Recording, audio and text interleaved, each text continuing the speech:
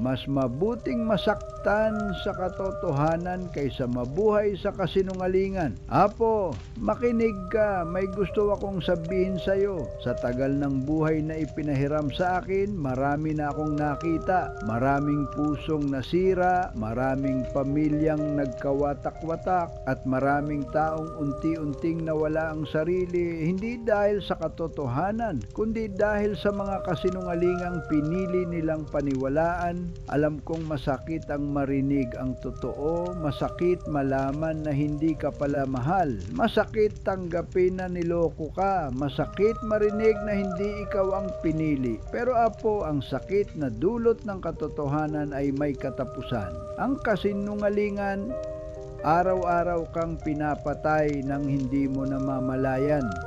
Habang naniniwala ka sa mga salitang hindi naman totoo, lalo kang nalulubog. Habang umaasa ka sa pangakong hindi naman tutuparin, lalo kang nasasaktan.